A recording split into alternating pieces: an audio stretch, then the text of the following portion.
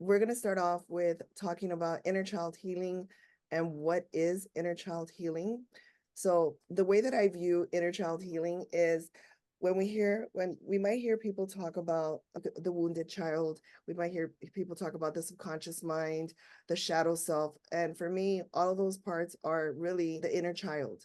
And when we talk about the inner child, we're really talking about emotional wounds, and usually emotional wounds that started off when we were children.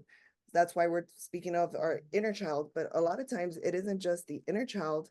Often it's our inner children, because if you're someone that has experienced childhood trauma and multiple incidents of childhood trauma, then there's many versions of you that were wounded. So therefore it's the inner children in us that have been wounded. So that's the way I want you to think about it. A lot of times these inner wounds could be guilt wounds. They could show up later in life as guilt wounds, abandonment wounds, trust wounds, or neglect wounds. And the lack of healing leads to the development of unhealthy thoughts, unhealthy ways of feeling, and unhealthy ways of behaving, which in turn creates more trauma for that child as an adult. So everyone here is an adult. So when we're talking about our inner child, we're talking about what happened to us as children and the wounds that we received as children. And when we don't heal our inner child, what happens is that either our wound heals in an unhealthy manner, or it doesn't heal at all, and it remains wide open. And then we see people walking around doing all kinds of things, or behaving in ways that are not appropriate, or maybe they do things like maybe there's drug addiction, maybe there's different ways of perfectionism. There's so many different ways that people display their inner wounds, and so we're going to talk a lot about that today as well. My name is Saraina Moore. We're doing this. This is sponsored by my agency. It's called Trinity Community Mental Health Agency, and I'm a trauma informed therapist. I am the owner of Trinity. We've been around for 18 years, and I've been a licensed mental health counselor for the last 23 years. I've been working for 25 years. I'm here, I'm the owner, and I'm a licensed mental health counselor, and I do all this, but it wasn't always like this for me. I'm also a survivor of complex PTSD, which is a big reason of why I do what I do and why I've chosen this field and why I live out my purpose the way that I do. And I basically believe, because of me being able to do it and seeing others do it, is that it doesn't matter what has happened to you. It doesn't matter what they've done to you or what you've done to yourself. You could still realize your best life, and you could still uncover the most authentic and the highest self within you. So that's what I believe in. And that's why I'm here doing what I do. Angeline, go ahead and introduce yourself. Hi guys, my name is Anjali Sukwa. I'm a psychotherapist and I have my master's degree in clinical mental health counseling. I'm also working on my doctorate, and I believe that it's possible to find happiness and healing no matter what we've been through or what we desire to achieve. Hey everyone, welcome. Thank you for everyone who's joined us. My name is Kathy. I got we're working on that. I got my degree in applied clinical psychology. I got my master's from Penn State, and I believe I believe in surrounding myself with supportive and uplifting people. Honestly, that's the best part about my job. I love working with these beautiful ladies, but also my clients. So yeah, I really just believe that if you have a supportive network, if you're surrounded by people who support you and uplift you, you can get anywhere you desire. I'm Dr. Vaughn, Dr. V, Dr. Vaughn Marie. I don't know, whichever one you guys feel like calling me tonight. That's me. And I came into this beautiful field because I've learned throughout time, and even more so within the trauma informed care framework, that your trauma doesn't define you. I think a lot of us have this misconception that our trauma to some way, shape, or form defines and justifies who we are. But at the end of the day, it doesn't define who we are as human beings or how we perceive or process or journey through this human experience. So I'm here tonight because I want to share that with you guys, along with everyone here that's present, simply because we're here to create the opportunity and the space for everyone to recognize that we're here, but no matter what we've ever been through, what we've ever succumbed, what life has come us to face, that no matter what, it has never defined who we are and what we're destined to be or who we are destined to become. So thank you for joining us. Hello. As Hello. everyone has said, welcome. Thank you for joining us. My name is Nicole Molina. I got my master's in forensic psychology from NSU Nova.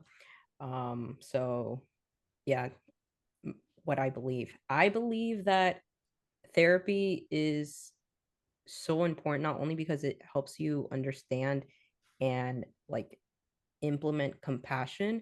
It's not just compassion for yourself, it's compassion for the people around you. And I just I know the world needs more compassion. So that's why I personally believe in this. But if I could just repeat everything everyone else has said and add it on, I would. But yeah, so I'm really excited to engage with you guys and see what anyone has to say. Hello, hello. Thank you guys, like everyone has said, for joining us on this beautiful evening.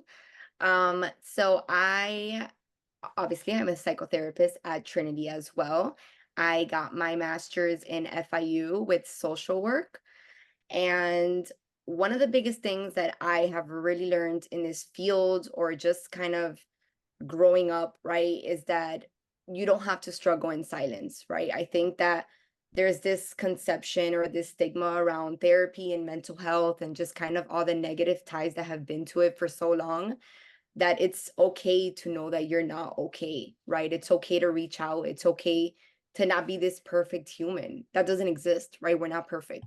That's unrealistic. So for me, my biggest statement is that I really believe that you don't have to struggle in silence, and reaching out, if it's not to a therapist, to a friend, or to someone, but just know that there's support out there. All right, awesome. All right, so let's get talking about what is the inner child. Let's jump into the conversation. Ashley, what are your ideas about the inner child? So kind of like what you were saying, right? I mean, I think our inner child is really that person that felt neglected for so long. I think this is the part of ourself that grows up to become self-compassion, to grow that self-love for one another, well, in this case, ourselves. And really just giving ourselves a more fulfilling and resilient life. I think in terms of childhood healing, right? There was this saying that I'm never going to forget, right? I heard it in my master's program from one of my psych teachers, and he always said, professors, and he always said, you go to therapy for the people in your life who never went to therapy, right? And I think if you want a better way to sum up inner child healing, it's right there, right? So it's that part of our childhood that felt neglected, the needs that were not met, right? That have followed us even till today, right? Some of our behaviors, our emotions, our thoughts, they're connected to all of our childhood experiences. So yeah, I mean, I think the first step is self-awareness, right? And healing that part of yourself to open up the self-awareness to become more, passionate with yourself in general. Yes, I totally agree. And when you were saying that, I was thinking about, when you were saying that, I was thinking when we think of flight, freeze, and fawning, I was thinking about how the same, like we could have three kids in the same house, but then they each respond or to the trauma in a different way. And if you think about that, like each person's response or way of coping really comes out of that trauma response. It really comes out of the, if they're a fighter, then they might show up more angry. If they're the fawning type, which guys, if you've never heard of fawning, that's the one that appeases the dragon. Let's call him the dragon. So the appeaser turns out to be a people pleaser, the golden child. That type. That's so every because a lot of times don't we get asked that when we see our clients? We get asked, oh, but why am I like this? And my brother wasn't like this, and why did it affect me this way and not them? And it has to do with just the way we reacted in a moment that's maybe worked in that moment, and then our brain is like, okay, that worked, let me keep doing more of that.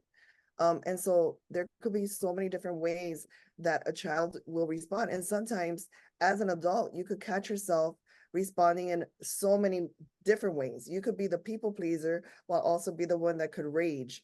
And, you know, you could be the golden child, but then also have other parts of you that were developed as well. So I'm just sort of curious to see, like, right now out of the people that we have here, we have 41 people here. Put a 1 in the chat if you feel that you have a wounded inner child as well. If you feel like your inner child was wounded, maybe you don't have a bunch of inner children that are wounded, but if you have, you know, if at least one of your inner children were wounded, put a 1 in there, because I'm really curious to know. Look at that. Look how many 1s we have there. I was gonna say, okay, put a 2 in there if you know someone with a wounded inner child. And that's exactly right, because it's all of us. It's not those people, it's all of us. It's not those people that live over there. It's not that race or that culture or economic level. It's all of us. And that's one thing I want everyone to know, 2 or more. MJ is overachiever. She's like 2 or more. Yeah, exactly. I 3, know. all of the above. Well, thank you for sharing, guys, because yes, it's all of us. It's all of us. What were you gonna say, Kate? And I was gonna say, and even if we look back on our childhood and we don't, you know, like I've had clients tell me, well, I look back and there's nothing really traumatic that stands out. And I'm like, okay, well, it doesn't always have to be traumatic. It can be unreliable parents. It can be helicopter parents. It works both extremes, right? So maybe your parents being overprotective and being overbearing, or just having any type of family dysfunction.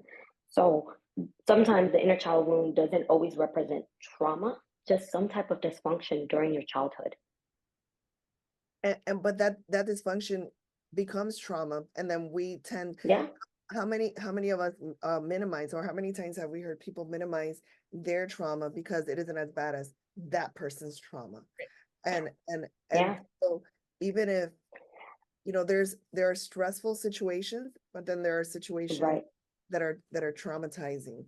And no one could tell you what was traumatizing for you. What I do know is that if you have an inner child wound, you did experience at least one type of trauma, because or else you wouldn't have that, or else you wouldn't have an inner child wound. And the majority of it's to me, it's really at a pandemic level of how many of us are walking around with inner child wounds. So I'm so happy somebody said for us to speak about this, because I think this is the source of all the, you know, why most people come to therapy, or why most people suffer either openly or quietly. I think it has to do with unhealed inner child wounds.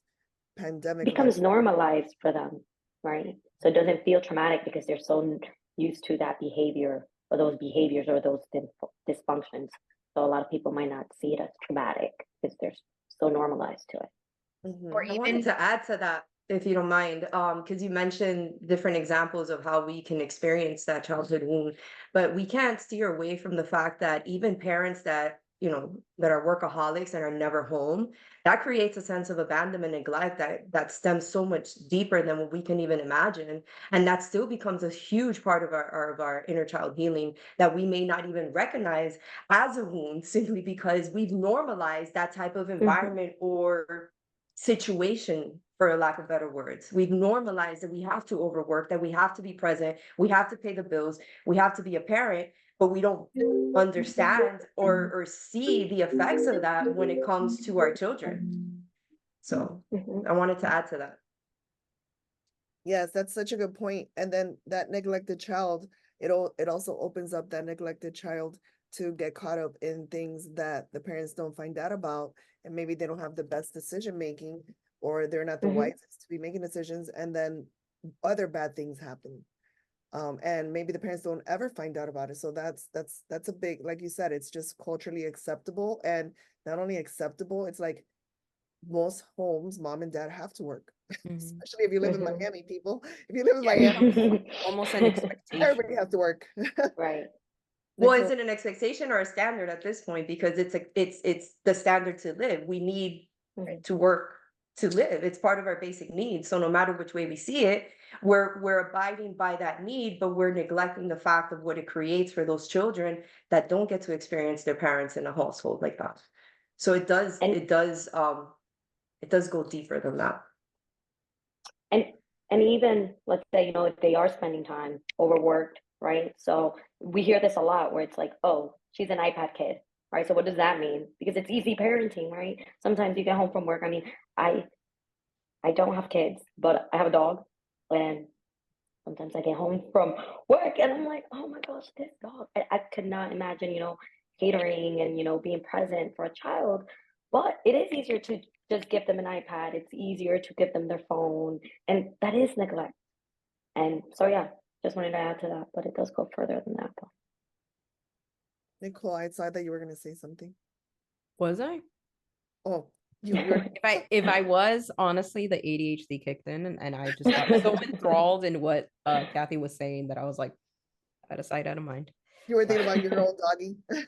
To kind of add to some of what Kathy was saying too, it's also about finding a healthy balance. You know, I think that that's that word right there, balance, is what's done it for me and for a lot of my clients, right? It's the word perfect doesn't exist, so there's no like perfect parent, right? It's just finding a healthy balance where you're able to still be there, but also complete the tasks that need to be completed, because that's just the reality, like you guys were saying, it's the reality of our world, right? Some of us don't have the Mhm. luxury to just stop working, you know? So it's not being neglectful, it's learning how to find the balance, right? And making it a priority. So when you make it a priority, it becomes something to avoid the neglect, you know?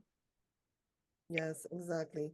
So let's talk about why is it important to heal your inner child wounds? Why is it important? Okay. So I'll start off. Why is it important? Why is it not important? You know, Good question. like that it's a serious question. Like why wouldn't we want to take care of that child within us? You know, it is obviously very difficult for a lot of people to acknowledge some of the stuff that they have gone through. But if we don't really truly understand and acknowledge the things that we have gone through, there's no problem, there's no way to actually address the problem, right? The way I explain it to my clients all the time, I don't know how to treat diabetes if you never tell me I have diabetes, right? I won't know the solutions that I need to take on. And it's the same case with any other problem. You need to call a problem in order to problem solve. And a lot of us, you know, inner child healing is a root cause. And that's the best way to get things. Get down to the root, and you can really start addressing and noticing how this one thing led on to so much more. Not only as a child, but as a teen, as an adult, presently. And sometimes if you know we're struggling a bit more even in the future, but it helps us understand like how important that forgiveness, that nurturing, that love, it really benefits us. It helps us allow grace into our lives, because I think that's one of the biggest things. We have to give ourselves grace, considering everything that you have gone through, whether it was one thing or a multitude of things. You know, like you said, I'm not going to tell someone their pain isn't pain just because it's different than mine. Mm. Pain is pain. But that is what I have to say about that. I don't know if anyone really I mean, I thought agrees that was or powerful. disagrees. No, we just stayed quiet because I- it was so good. It was so yeah, that's good. true. I just wanted to add that when we look at it from a cognitive development point of view, right? From 0 to 8 years old, you are in a stage of egocentrism. So everything is about you from 0 to 8, right? Think about your kids, think about children. It's me, all mine, mine. That's really common. But what also happens is they start to also think that things are their fault. Example, parents get divorced. Oh, it's my fault. So when you have an inner child wound that, you know, and you're from anywhere from the age of 0 to 8, we start to internalize that and we start to believe that's our fault, that everything happens because of you. So those core wounds and that trauma takes place during a time where you start to create those core beliefs. So now when you're older, you have this core belief and you've created this narrative that contributes to that lens of how you see your life. So it's really important to heal that, because when you're getting into a fight, let's say, or an argument, or it's no longer that example, it's no longer that 26-year-old Kathy, it's that 7-year-old Kathy. So what would 7-year-old Kathy do? So I just wanted to throw that out there, because we often forget that, it's really important that age matters. And so if we never heal that, of course we're going to still act, because at one point that was healthy. It was a healthy coping mechanism, and it no longer works now. It's maladaptive. Mhm. No, and it's creating that self-awareness, right? Because it's like what Nicole was saying earlier. If I have diabetes, how do I fix something that I don't even know I have? So how many of our clients don't come to us? It's like, why am I this way? Or why do I feel like this? Why am I thinking this? Why do I feel resentment? Right? I don't know if you guys hear that word a lot, but I get that a lot from my clients. Why am I resenting my mom, my dad, right? They've been good to me. They've this, right? So creating that self-awareness around that wound will help open up those paths to so many conversations and so much closure for some people, right? That maybe they haven't found. Yeah, that's so good. Wanted to add, if you don't mind, real quick, Kathy, you were mentioning something very important. I wanted to piggyback on that, because as children, we receive messages from our parents, and the two most important messages that we should receive, or we're expected to receive from our parents, or that we need to receive, is that our parents are healthy and they're able to take care of us. That's the first message, and the second message is that we matter. So in that time frame of those 8 first years, if we receive the message that we don't matter, it opens the opportunity for self-destruction, self-sabotaging, amongst other, maladaptive behaviors, like Ashley was mentioning. But it all stems back to the messages that we receive from our parents during those formative years of our life. So I wanted to add to that, because it all stems down to the messages that we're receiving in those moments. Yeah. I want to piggyback off, I think something Nicole said. She said, take care of the child within us. And I feel like that's where healing the inner child really begins, is us starting to build a connection back to ourselves and reconnecting the same way that we would develop a relationship with anyone we meet that we care about. We need to develop a relationship with ourselves that we care about. It's almost like a reconnection, because a lot of times when we are in homes where there's so much dysfunction, where we have to be the parents of our parents, or we become responsible for how they feel because they're so erratic, or maybe they're just very immature, or whatever it is, then we disconnect from our own needs, wants, preferences, our desires, and we just become a chameleon, whatever we need to be in order to have any type of connection with our children. And if this makes sense to you guys out there listening, just type a 1 and to see if it makes sense to you, that this is what happens. This is where the actual wound begins, when we have to disconnect from our core self. So taking care of the child within is reconnecting to ourselves and validating ourselves. And as adults, what does that look like is we honor our emotions. That doesn't mean we live in our emotions. That doesn't mean we trauma dump on every single person that we see and just overly talk about what we're feeling, what we're going through. That's not what I'm talking about. It's about recognizing our emotions, especially when you get triggered over something, and ask yourself, like, okay, what is that emotion? You want to label what it is. What am I feeling? Where is it coming from? And if you want to do deeper work, you could ask yourself, when did I first start feeling this? When did this become a trigger for me? And just get curious about yourself the same way you would get curious about someone that you're getting to know. Because in effect, you are getting to know yourself. I know people who tell me, I don't even know myself. I'm so busy pleasing everyone. I don't even know what my favorite color is. I don't even know what I like to eat. When someone asks me what to eat, I'll say, like, well, what do you want to eat? So I know some people that are that far removed from who they are. And it's about being kind and compassionate with ourselves for becoming that person, because in reality, as a child, you had to become that person in order to survive your home. the same way that sometimes children, you know, if there are children in a domestic violence home where there's any type of domestic violence, you can have a child aligned with the victim of domestic violence, and then you can have the rest of the children aligned with the perpetrator because that's the way they survive. You know, they become aligned with it. They could even start abusing their mother, or you know, usually it's the mom. So let's say the mother who is being victimized. But it doesn't mean that they're bad children. It just means that that's how they developed. That's how those are the formative years. That's how they formed in order to survive. And at the end of the day, we're organisms that are surviving, that are trying to survive. But as adults, because everyone here is an adult. As an adult, we could ask ourselves, okay, have the awareness of this is who I became to survive. Okay, I recognize where it's coming from. I'm getting in touch with my emotions. I'm validating those emotions because they're real. And then ask yourself, what do I need to do in order to become different as an adult so that I can reach my goals or my dreams? Because you're not trapped, guys. You're not trapped in the life that you're living. If you're currently someone who's living with a lot of pain and trauma and being triggered, as an adult, you have choices. Are they hard choices? Yes. But is it harder to continue to live in pain?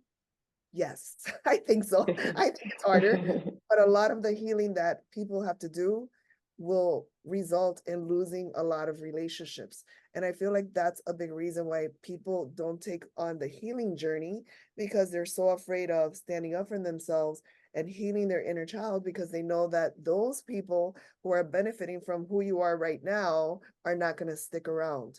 So I like to present the beauty that lies within healing, which the beauty that's gonna lie in there is your authentic self will be revealed. However, there is a cost to that, but I think that's a cost that, I mean, I'm definitely willing to pay that price. And I wasn't always the type of person that was willing to pay that price, but now that I've become that person, I mean, I could attest to saying like, wow, that's thank God I did that. Thank God I was willing to pay the price of losing whatever I needed to lose in order to find a more healed version of me. I know, I agree. I mean, it's like we've been talking, right? And it's even learning from our own, not mistakes, right? Because this is kind of the norm that we grew into, but maybe even taking that into breaking generational patterns or wanting to do things differently. Taking like, I feel like life almost gives you like two lemons, right? It's like, well, this was what was handed to me. I can either take this, learn from it and grow from it, or I could take this and keep suffering from it and keep feeling this certain way. So, I know that a lot of my clients have done the work to, even what you were saying earlier about kind of giving yourself that compassion. One of the biggest things that one of my clients told me once that really stuck to me, when I asked him at the end of the year, it was like, what are you proud of? What was our end of the year goal or whatnot? And he said, I became my own best friend, and that was so deep because he had lost himself for so long. Everyone and everything was a priority except himself. So, yeah, I agree 100%. I'm going to read a quote by Carl Jung. He says, in every adult, there lurks a child, an eternal child, something that is always becoming. It's never completed and calls for unceasing care, attention, and education. This is the part of the personality which wants to develop and become whole. So we all want to become whole. And what do you guys in the chat feel is the one thing from your perspective that either stops you or stops people from starting their healing journey? What do you think is stopping people from doing their healing journey? Just out of curiosity. Yeah. Reading the chat now. So Ew. fear, shame, Fear. Journey. fear. So even when you say like shame and judgment, all of denial is a result of that fear. It's bottom line, it's always fear. It's always fear. And the fear could be many different things. It could even just be fear of feeling your feelings. It could be fear of remembering. It could be fear of losing the people that we were talking about before. Lisa said grief. And yes, grief is such a humongous part of healing trauma wounds and healing the inner child. There's so much grief associated with childhood trauma. All sorts of grief as well. it's not just grief of losing of the grief of the parent we didn't have, grief of the childhood we didn't have, but then there's specific types of trauma. If you had sexual abuse trauma, then there's grief of possibly even losing your virginity.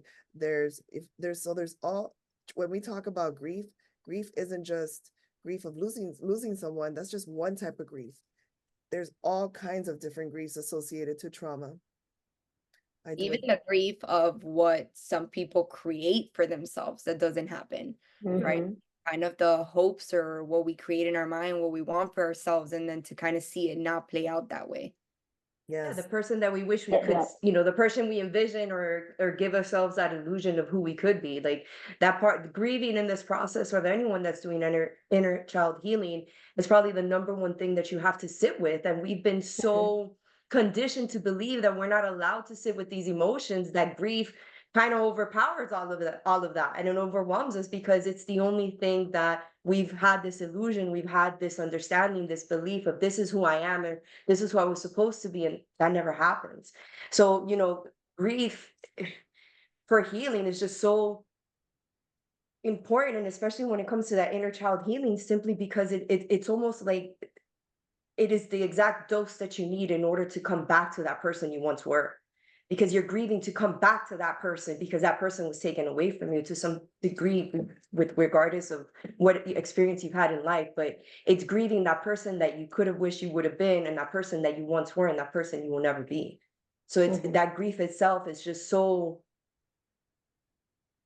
profound and boundless that we just get lost in so much of it that we don't recognize how important it is to actually sit with it and not avoid it in order to actually come back to that child that needed it.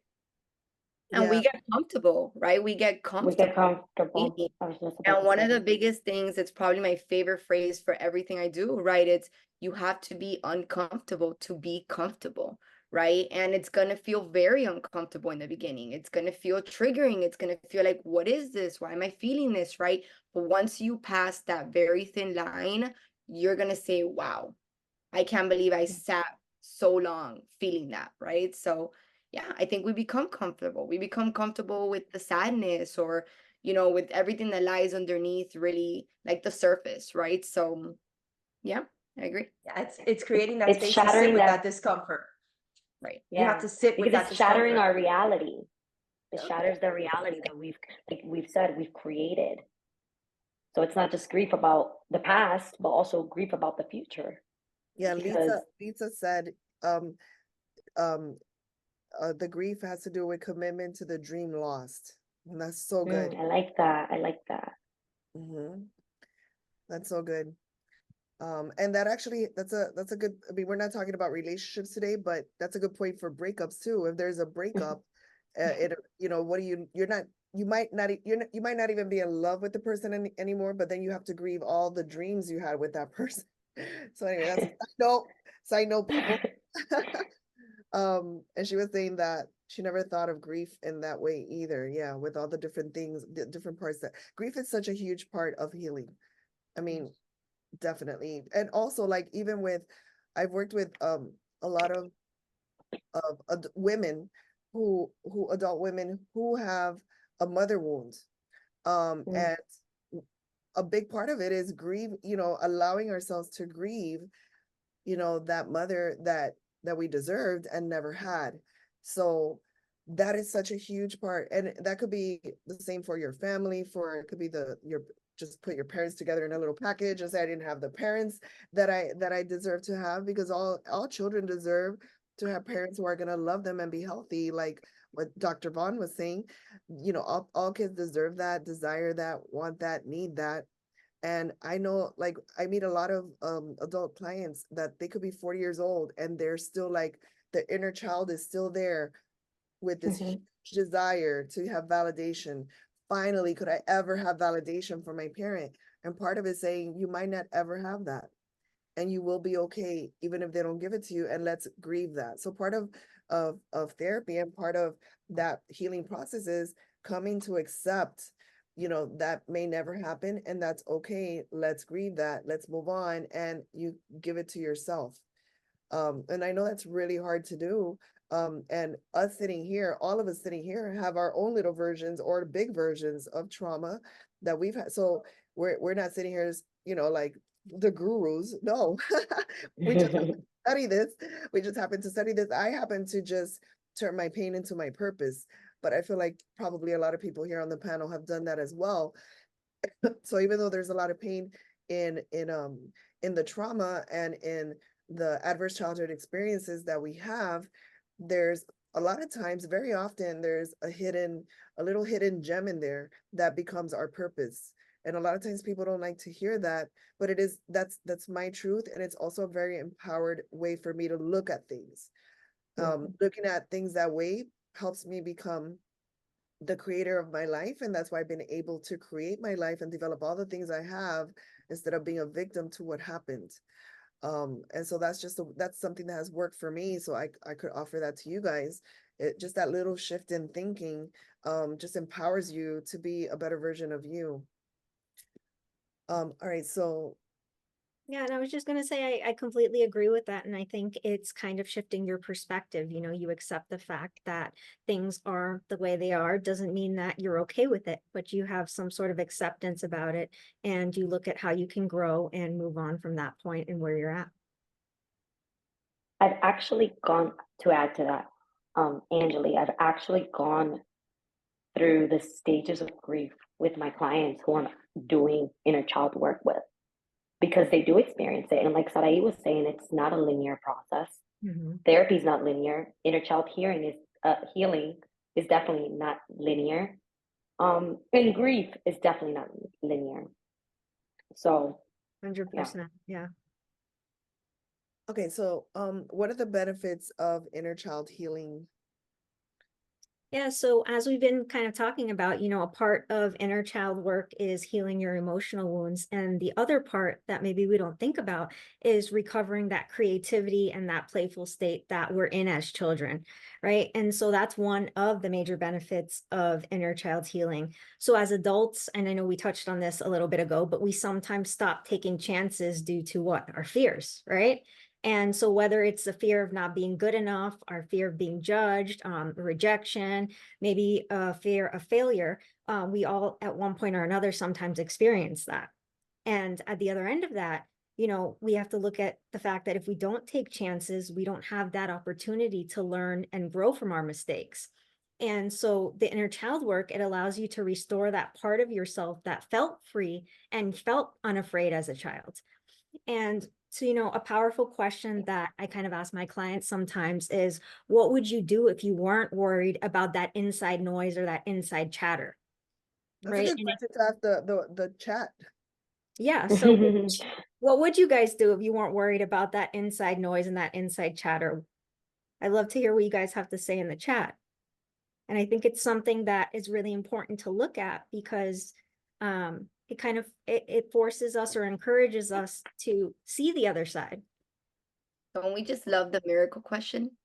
That's funny. I hadn't even thought of that as a therapist. That's what I was doing. I go crazy, Yoli says. Funny, that is the miracle question. What will I do? Let's see. Anything and everything is possible. Sky's the limit. Yes, that is very true. Would try more new things, would allow my children to lead instead of so much conditioning.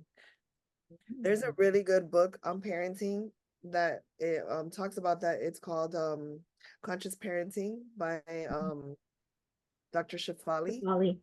And it's really great regarding what you just said, Lisa. Oh no, not Lisa, Leah. Leah, I think I would have achieved more of my imagination and creativity.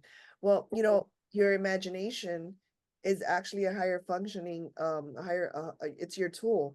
It's a tool that you could use to create your life and help you through the healing.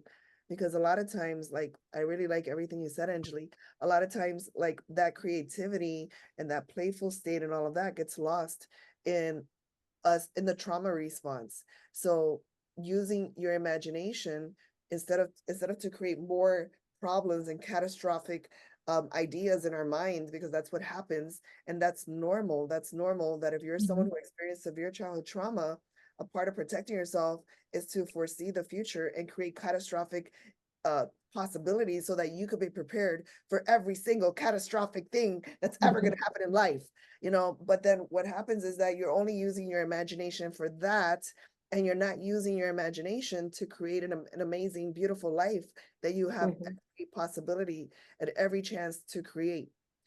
So it's about using that imagination and using your reasoning skills, you know, through the catastrophic thinking, so that you could create a life that is aligned with your higher self.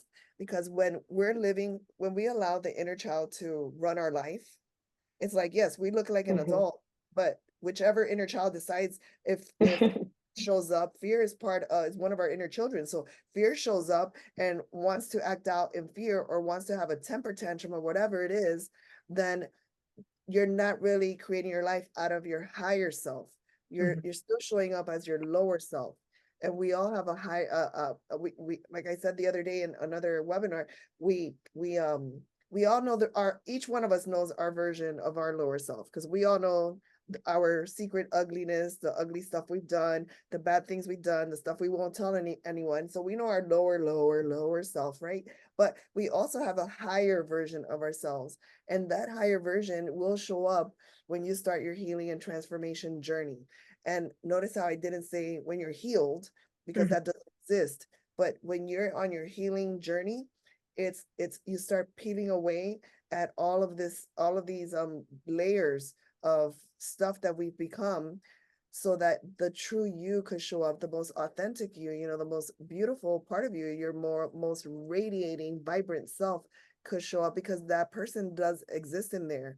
It's like the David, the statue of the David, when they asked Mike, I think it's Michelangelo, when they asked him, you know, how did you know how to do the David, or chisel him out or whatever? And he said, well, he was always in there. There's a rock, but he was always in there. He just had to remove the parts that weren't the David. And isn't that such a great metaphor or analogy for us, right? Like, we just have to remove the parts of us that are not allowing us to show up as our best expressions.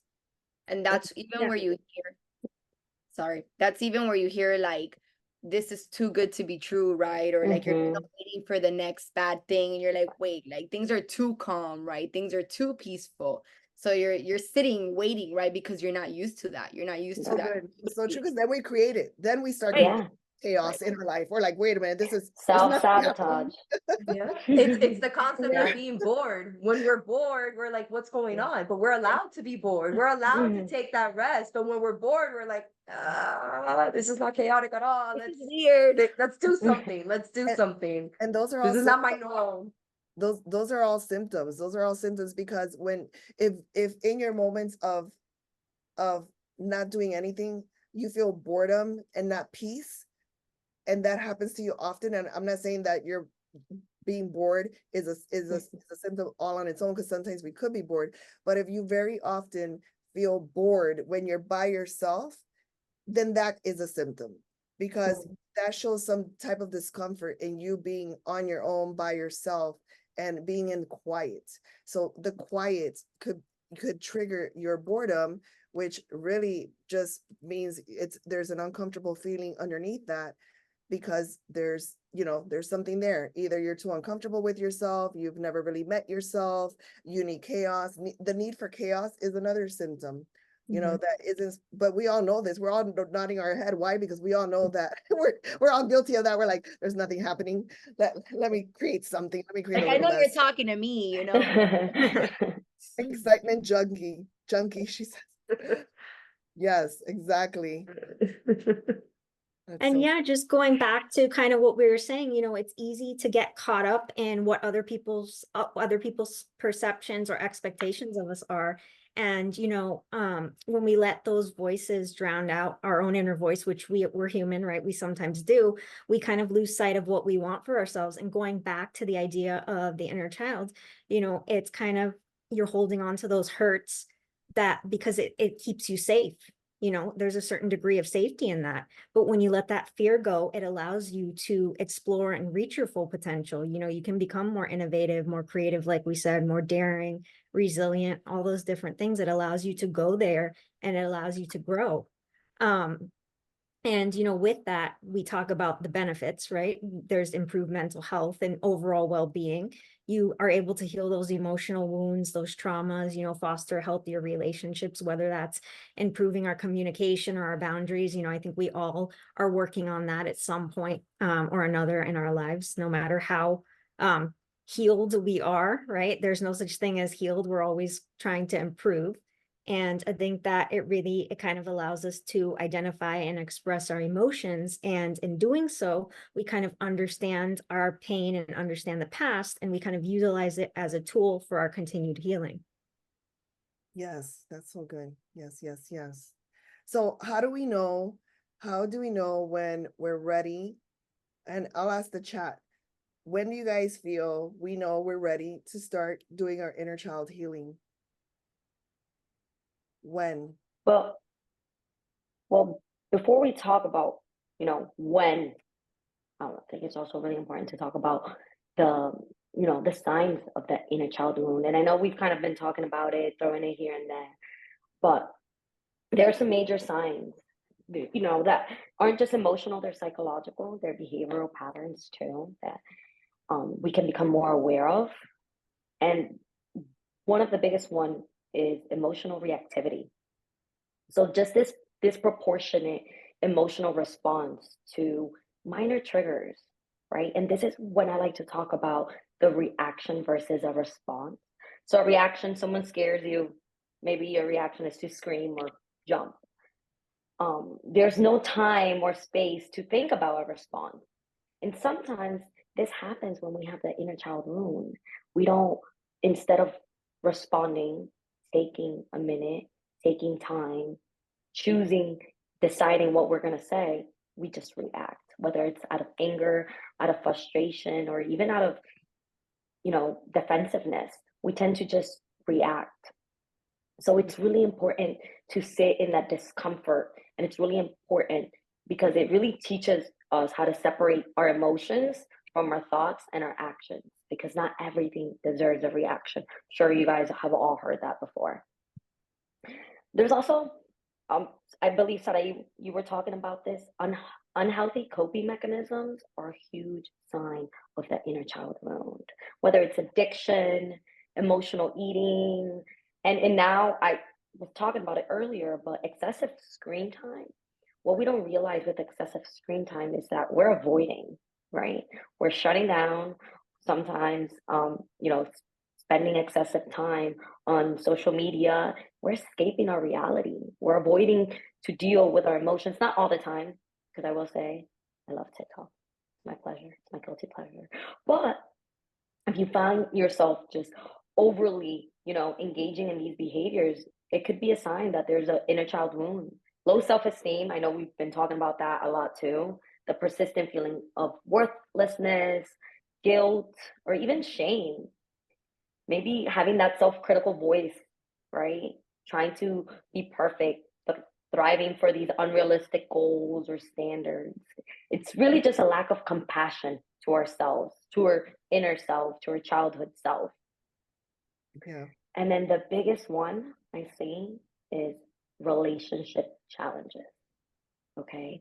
So this is struggling with trust, intimacy, commitment. We often recreate these dysfunctional dynamics from our childhood. Your brain doesn't like anything that it doesn't like new. It doesn't like to not be prepared. So it often creates blueprints, and it often creates blueprints for dysfunction too. So a lot of that time, it affects our relationships, right? Either you're too attached, codependency, overly attached because we're trying to fill that void, or the opposite, which we fear intimacy, we struggle to attach, we isolate, we push people away, we're avoidant. So you might find yourself recreating some of these patterns or some of these dysfunctions. And then the last one that we've kind of been talking about too, it's huge, is that self-sabotage, whether it's destructive behaviors or that negative self-talk, whether it's too quiet. A lot of the times when my clients tell me, they're like, like everything is like, fine, like, I don't know. And they start to, worry that everything's okay. And I'm like, so you're okay? You're worried that you're okay? And they're like, well, when you put it like that, and I'm like, it's okay to be okay. But because you're so used to your cortisol levels are always high, there's always something happening. We fear being okay. We fear stability.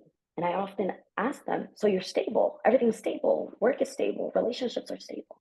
Isn't this what we're thriving for? Isn't this what we want? So it's okay to be okay. So how do you know you're ready? When you have that self-awareness. It's so important to realize these patterns, to realize everything, I've just kind of been talking about the low self-esteem, the relationship challenges. When you start to realize these patterns and you start to realize, oh, wait, maybe I am the problem. Maybe there is something going on, right? Maybe there's some signs here that I can work on. But not just being self-aware of these unresolved wounds, but also the readiness for change. You have to genuinely want to grow and want to improve. And I always tell my clients, I can only help you as much as you want to be helped. So if you're not ready for change, if you're not ready to grow and evolve, it can be really hard. And then I believe this is probably the hardest, but it's that willingness to confront those wounds. Because that inner child wounds, it brings a lot of difficult emotions. It brings difficult memories, experiences, your past. I mean, it's traumatic. Nobody wants to relive their traumas.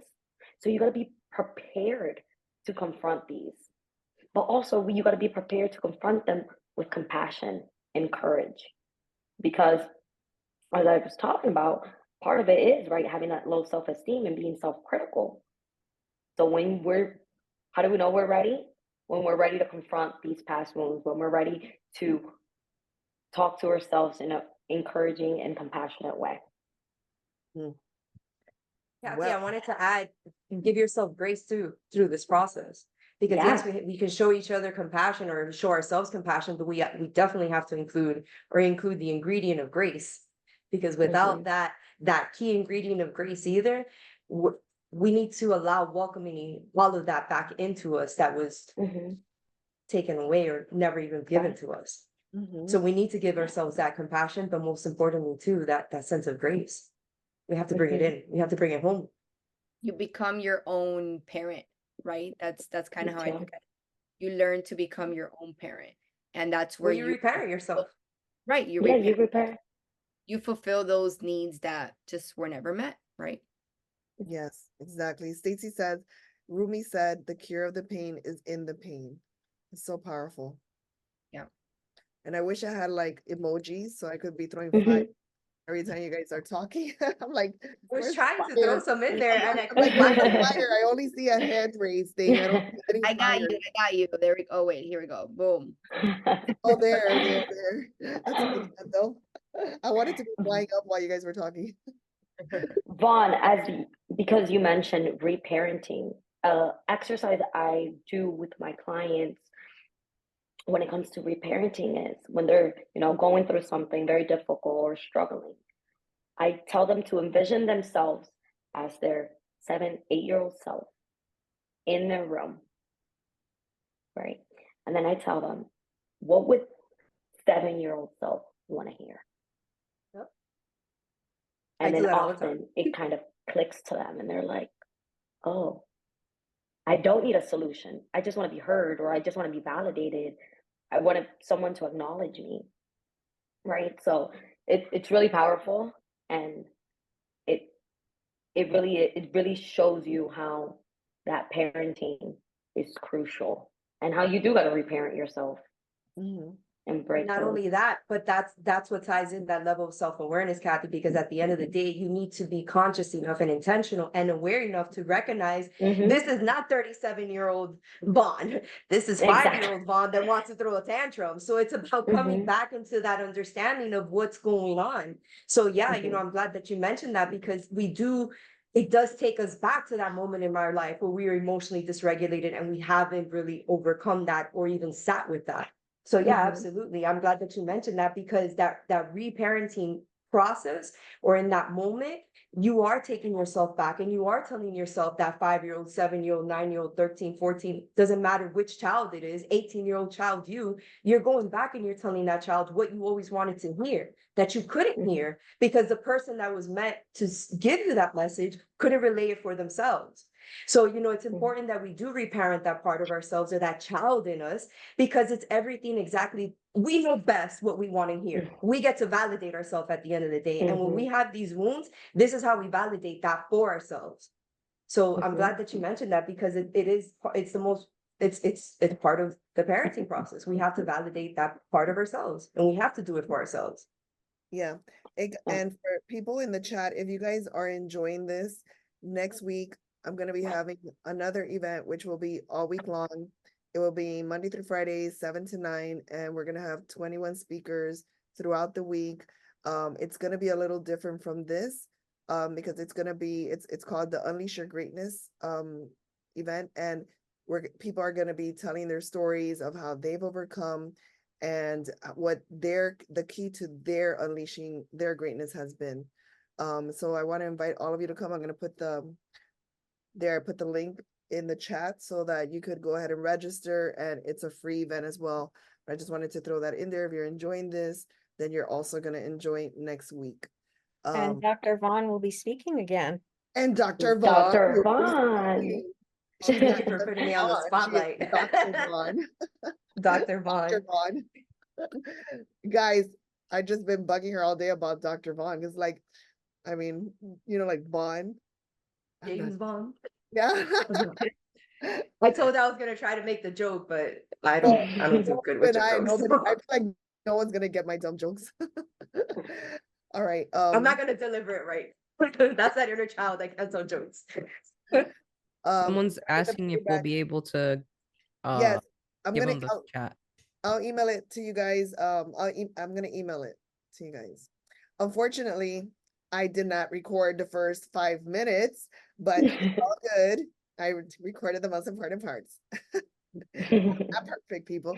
Okay, so how do we know the inner child is healing? And what should we expect in that process? So how do we know the inner child is healing? I'll take it. So Take it it. might seem very simple. So think of everything Kathy said, and we're gonna be seeing the opposite of it. Instead of seeing those big reactions, you catch yourself in those moments. You talk to yourself, you reparent yourself. Um, you're more present in your life. You're not lost in the sauce, as they say. We don't feel like we're sinking in puddles or cups of glass, like some people might say. Um, Oh, I think she froze. Okay, she froze. So I guess I'm just gonna jump in. So how do you know your inner child is healing? To me, and I guess we could all contribute here, but okay, go ahead, Nicole. yeah, I think I froze. You're back. um, what was the last part? My You nervous guys- system settles. Oh, you were saying that you're not lost in the sauce anymore. Oh yeah, you're not lost in the sauce. You're not like, you don't have that sensation of drowning and that overwhelm in the same things that you're experiencing. Um, Things that might have triggered you in the past might not feel so intense now, or maybe they don't even trigger you. So it's little signs like that. I mean, they sound little, but honestly, they feel so big because they take so much work to get there. Um, and I think a big part of it is also the compassion. Um, and I think it has to deal with the grief that we have to go through processing. A lot of the times I tell my clients, um, for things like mother wounds, there is that compassion that you start building towards maybe that mom that you felt was emotionally absent from you. You start feeling that compassion of, okay, they didn't do what I deserved, but I understand why. Maybe they have their own trauma that they have to heal. and you slowly start letting go of that resentment, that anger. That's another thing. You start practicing forgiveness, because that is so difficult to do. It's so difficult to forgive the people that hurt us. Um, and I think that's probably some of the biggest things that you'll notice. You'll feel more comfortable in the person you are becoming. You'll feel pride, which is probably something that is new, right? Usually when we come from trauma, especially complex PTSD, the good feelings, the comfortable feelings feel so foreign to us. We're so used to feeling anxious. We're so used to feeling worthless that anytime we start catching those glimpses of like pride of, damn, I did that, um, that is a sign of healing, taking that moment to acknowledge the work that you've done and the Oh, there she goes. Uh-oh. You're She's back. back. mic A drop. big one for me too is I think you replace avoidance with curiosity, right? You Mhm. begin Yes. to explore and understand rather than avoid and fear the unknown, right? So you become so much more curious with yourself and with your surroundings, right? And with people and your external factors. So that's a big one for me, replacing avoidance with curiosity. Yes, Not and that, only do you become, oh, go ahead. sorry. I was gonna add um not only replacing it with curiosity, but also establishing those boundaries, right? That we sometimes neglect when we have that wound, because of fawning and people pleasing behaviors. But you honor yourself and you protect yourself, and you're no longer thinking about everybody else. You're thinking about you. So, for that. So I wanted to add, because Nicole, you mentioned, you forgive the people that hurt us, but through this process too, you learn to forgive yourself too. So there is that power in Absolutely. forgiveness. And yes, we do forgive those that hurt us, but it also starts with forgiving yourself first before you forgive everyone else for what they did. And that is so important for us to recognize in this process for ourselves, because that's how we know that we are healing that wound, or we are coming to some sort of acceptance of this happened, and now I got to forgive myself for this, and not because I didn't know any better, but because it was out of my control and it doesn't define who I am. And I've been holding this shame, and I've been holding this guilt, and I've been holding this pain, this resentment, this hurt, everything that comes compounded with it. And I'm not giving myself enough grace and compassion to say, hey, guess what? It wasn't my fault, and none of this defines of who I am as a person. So yeah, it's so, going back to forgiving those that cause all this pain, but it's also so important to understand how much we need to recognize and forgive ourselves too. Yes, yeah. And for me, I think one of the biggest signs that you are healing your inner child is that you're able to slow down time to where you're not reacting, where something is there's something happening in the environment where you would have normally just jumped out of your seat and gone full attack mode. And then now you no longer do that. Now you're able to slow yourself, pace yourself, create the space for you to make a wise decision as opposed to an emotional decision, or maybe in accessing your wise mind, instead of reacting, you actually choose to not react because it isn't worth it. So that is I notice when my clients are able to do that, they're like, I can't believe I did that. And I'm like, I can't believe you did it either, but yay, or in my own life. So I think just having, I think emotional intelligence is, and being able to identify what's happening, the triggers, your emotions, slowing down time, those are all different levels of healing. At first, you might just identify what happened to you and appropriately label what you're feeling. And then maybe 3 months from now, all of a sudden, you're able to catch yourself in the reaction. And then maybe 3 months after that, all of a sudden, you're just not reacting. But this is how much, it's not like an overnight thing. And I really like to emphasize that, because when you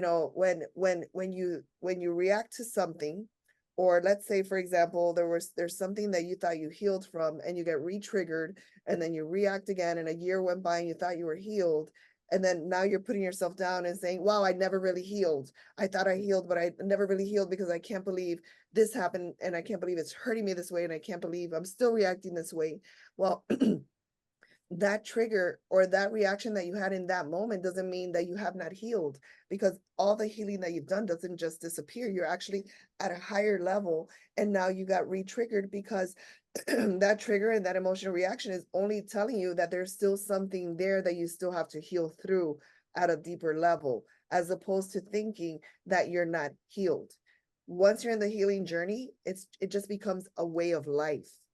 But part of the compassion and part of the grace that Dr. Vaughn was speaking of is having grace for yourself if you ever get re-triggered, because we're not going to forget our memories. We're still going to have memories. We still have our nervous system. I mean, the last thing to heal is going to be our nervous system, which is our body, which is our subconscious mind, and which is our body. Our subconscious mind and our body are one and the same. Our body is what holds our memories. So I could have worked through a lot of thoughts in my mind, and I could have done a lot of healing in my heart, but my body could still react to triggers in the environment, even though my mind is like, I don't understand why I'm doing this if I've already processed that.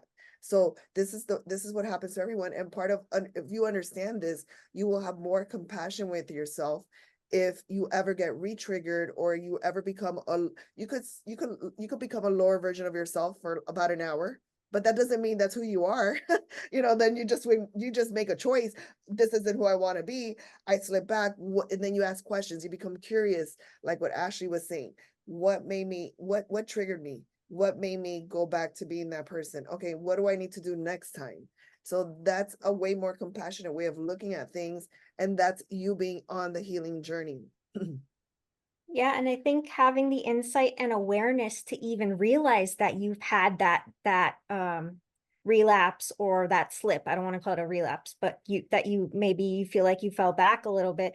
I think that speaks to the fact that you're on that journey of healing, because the unhealed version of you, or the part that didn't start working on yourself, maybe would not have ever realized that. You wouldn't have Exactly. had that awareness. That's such a good point. Let's move on to how to find the right fit therapist. And we'll go a little quicker through this so that we could have time for any questions that anyone might have. So how do we find the right fit therapist? So one of the things that I would recommend is to do your research ahead of time. So know exactly what type of therapist it is that you're looking for, or who it is that you're trying to work with, and whatever it is that they specialize in. Because therapy is not one fit for all. I think that's how the saying goes, fit for all.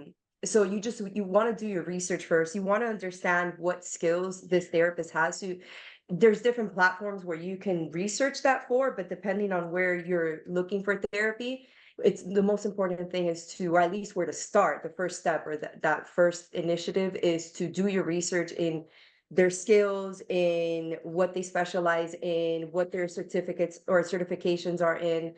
So that's one place to start. So it's doing your research.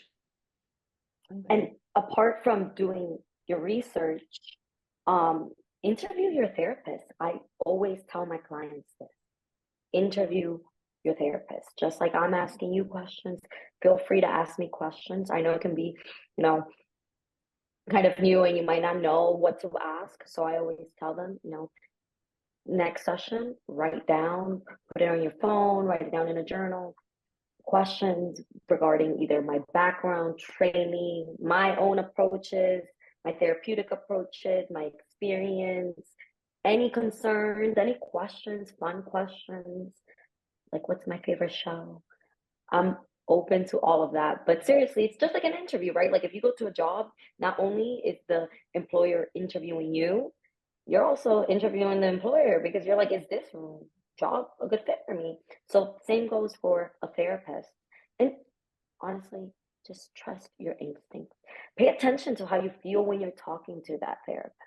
How do you feel, whether it's the first session, do you feel comfortable? Do you feel comfortable opening up? Is there a connection? Do you feel like you could have rapport with this therapist? So I always just say, interview your therapist and trust your instincts. it's also important to find, I feel, guys, I'm biased. So I feel it's important to find a trauma-informed therapist that does inner child work. Like, even for myself, the version of me as a therapist who was not trauma informed compared to the version of me who is trauma informed is like night and day. And being trauma informed, like I said before, is like once you know, you can't unknow it.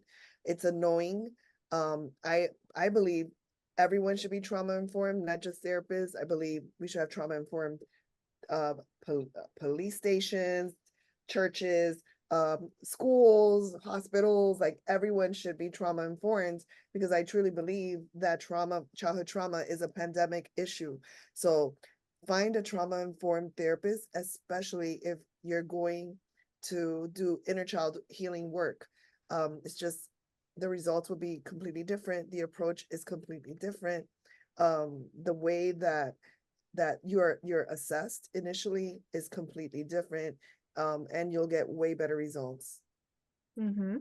Yeah, and just to add to that, you don't want to be afraid to express your needs if therapy isn't working for you or if your expectations aren't being met.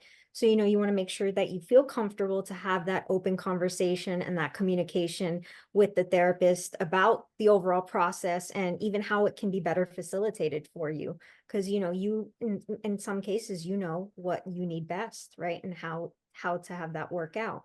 You also want to remember that you aren't tied to a one individual forever, right? But you also want to give it time. So remember, when we're doing trauma work or inner child work, it can bring up a lot of deep-seated emotions. And it's important to ask yourself, am I afraid to trust myself and give into the process? Or is it a thing where I'm trying to run away from the process due to fear? And basically, what's going to help you differentiate that is giving it time. So that's really important. But it's also about having a therapist that validation is so important. We have to validate the other person's pain, but it can't only be that. Your therapist has to be able to challenge you in a respectful way because it might not be easy to admit, but sometimes we are part of the problem. Like those self-sabotage behaviors, those reactions, we have to take accountability for that. So a good therapist or a therapist that is a right fit for you is not afraid to validate you, understand why you reacted or why you said what you said, but also educating you on why it's not healthy, why it's not benefiting you, why it's a pattern that needs to be broken. And just with that too, I mean, you want to find someone who's collaborating with you, right? You want to kind of remove that power dynamic, I feel like you want someone who works with you. I feel like you should want someone who's part of your process. You kind of lead the way too, you make decisions on your treatment planning. And again, just removing that power dynamic. You never want to feel like you can't even say what you want to say. And that's to say without word, right? You never want to feel judged in your therapy session. And trust your kind of, to go back to what Kathy was saying, trust your instinct and trust the connection, right? Because like any human that we allow into our lives, especially at such a vulnerable moment or where we're sharing such important things with, you want to make sure that you're able to feel that connection. And I think, like she said, trust your gut. You can't be wrong with that, right? So Mhm. Yeah, and so with all of that being said, if you do have a negative experience with a therapist, don't don't make that the reason why you don't go out and get healed or go get healing. Just try someone new and maybe try some of the things that we mentioned here in your approach to finding a therapist, because the same way that there are bad mechanics, there are bad doctors, there are bad teachers, there are bad everything, right? So but I don't believe that's the majority. So if one person doesn't work for you, just try again, but don't give up on your healing journey. Okay, so now we are going to open up to questions. Any questions you guys might have. So if Stacy has her hand up. Stacy. Oh, here we go. We're here. Guys, this is it's like a monitor that I have to be like controlling here. All right. Let me see. Stacy. Stacy says in the chat, your trauma training is amazing. Thank you. She's biased too, because she's my buddy. Guys, Stacy is a hypnotherapist. If I've asked you before, do you want to be hypnotized? It's with her. I probably have I've told a lot of people that. So anyone here that I've said that to you, this is the lady that I'm talking about. What I wanted to share is like how amazing this chat was. Like I didn't get to come on in the very beginning. And I'm not saying this because I'm biased with my friend Sarah Ina Moore, because I am. I'm actually saying this because the conversation that you guys were having is a conversation that is needed, not just for a small group of people. It's needed.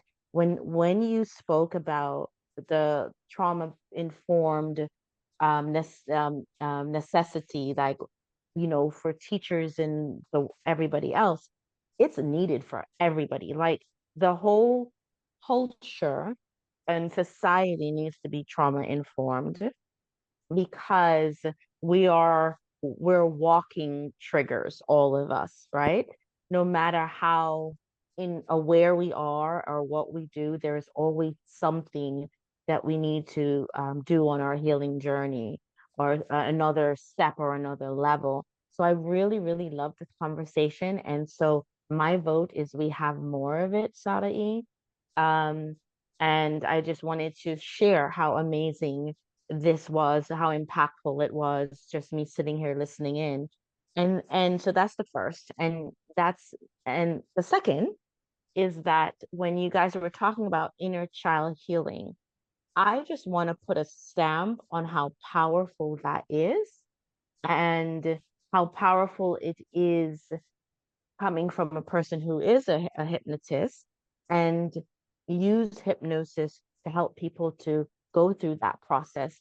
Inner child healing is amazing, and you don't need hypnosis for inner child healing, of course. It's just what I do. It's my gig, right?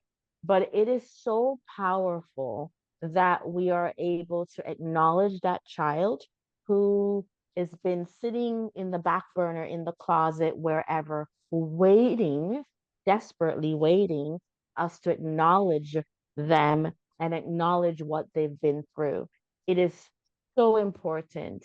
And if anybody out there, one person, anyone, can take away from this whole meeting something, take away the fact that your younger self is waiting for you to acknowledge them. They are waiting for you to reparent them. And that's all I've got, because I can go on a tangent. Thank you so much, guys. You guys are amazing. I want to come work for Trinity. Well, that's what we've been talking about secretly on the side. She's manifesting. But she's in South Carolina. But all your words mean so much to me, Stacy, because Stacy is like a rock star, and she's a master of the subconscious mind, and she's so great. If anyone here wants to do some work with Stacy, there she is, and her name is Stacy Henry Carr. You can find her everywhere. That's her name. She's going to show up everywhere with that name. And she does hypnotherapy. She's done hypnotherapy on me, my son, some of my clients, people, some other family members. And it's very, very powerful in helping you have higher levels of awareness very rapidly.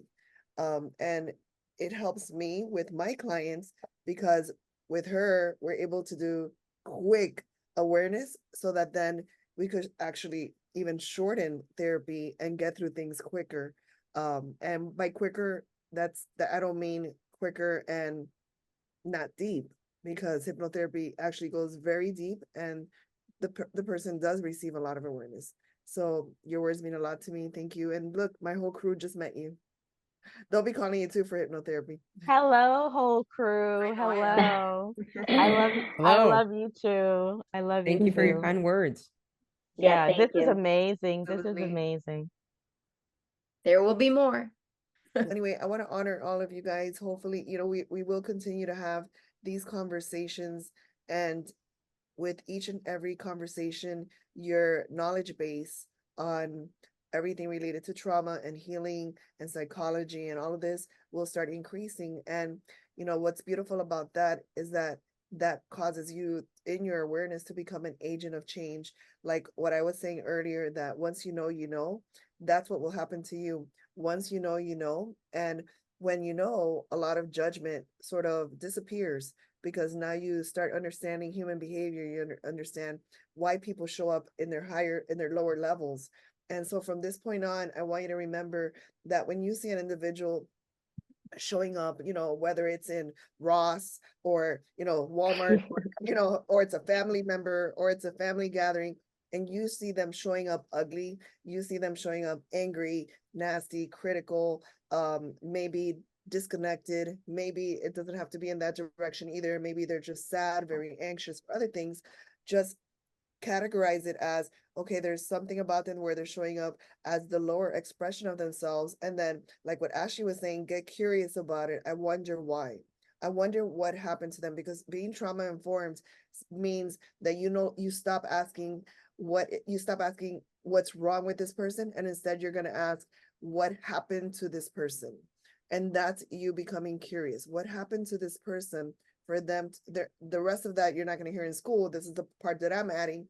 What happened to this person to where they're showing up as a smaller expression of themselves? Because we were born to show up in our highest, most vibrant expression. We were not born to show up in our lowest expression. So what happened to us? What happened to your mother? What happened to your father? What happened to your neighbor? What happened to your friends? What happened to that homeless guy up the street? What happened to these people that they turned out this way? So become more curious. If anything, this is what I want to empower you to do, to become more curious and more compassionate with people. Thank you for coming. And from now on, you guys are agents of change.